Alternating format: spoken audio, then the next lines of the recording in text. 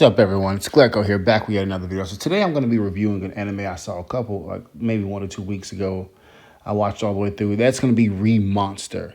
Okay, let's get something out of the way right now. I don't remember. I don't remember the guy's name before he got reborn, and I don't remember any of his orc names. Get over it. Okay, I have a terrible memory. I'm bad at remembering names, but this show. I like this show. I did. I thought it was okay. But this show will be hit and miss for a lot of people. This show it will either be for you or it will be not. But I thought this show was okay. So this show is basically another isekai, but it's not like, oh, overworked, salary man gets sent to another world. In this one, it's actually a guy who's in a world who's a mercenary who gets betrayed, and then he gets sent to another world. He gets killed, and then when he goes to another world, he's reincarnated as a goblin. He realizes he wants to live peacefully and just survive. He doesn't want to make the same mistakes of being a ruthless killer like he was in his last life. But he carried one of his skills. He carried the skill of gluttony over from his last life. So the more when he eats people and things, he takes on their powers and their traits. So like I said, he's reborn as a goblin, and and I was kind of worried because, and I'll get to that in a bit, but I guess I'll say it now. So I'm not gonna mention the name, but I watched a certain anime a while back, and it was an intense anime. It was, if you know, you know, if not, but I'll put it like this. It had goblins in it. That's all, okay? If you know, you know. Don't put it in the comments. I'm glad I'm a small channel. I ain't got no viewers, but just, yeah. And there was a point where we saw some captive, women, and I said, oh, no. But thankfully, this show doesn't have much of that.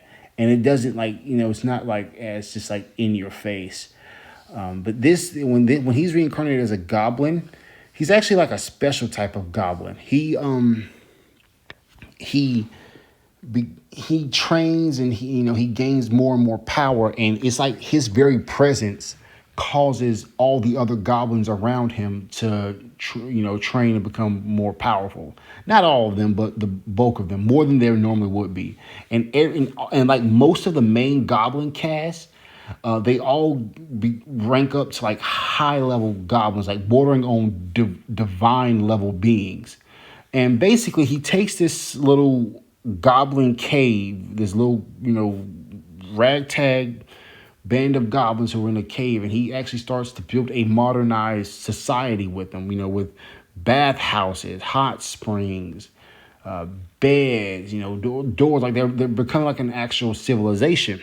There are other people, there are other races in this world. There are elves, there are humans, yada yada yada. There's conflicts between those.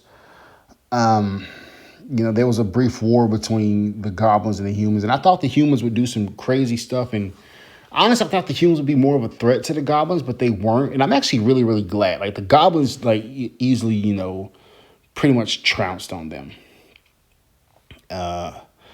The goblins that also have elves, like they defeated elves and captured them. There were captured humans who they kept aboard, who they brought aboard. So the goblins, it's not just goblins in their little home. They've incorporated humans. They've incorporated elves. That's pretty much the basis of the story. A guy who's trying to make a better life, and he's reforming goblin society and what it means to be a goblin. Now, towards the end of the first season, he does meet a princess who's she's like your typical bratty runaway princess, and it's just whatever. That's just, if there's a season 2, which I doubt, but if there's a season 2, that's going to be what it's focused on, because he starts a mercenary company with his goblins, and they're going to undertake a job or a mission for this princess. I didn't really like the princess. Like, she's typical, savage little royal princess person, rebellious teen girl running off, getting into trouble, yada yada yada. Bro, I'm gonna be honest, I just could not care. She actually, like, the show was okay, really great. Like, let me say this. When it was the goblins, surviving and ranking up, and when it was the goblins versus the humans, and doing the human and elf war, that's when this show was really, really good.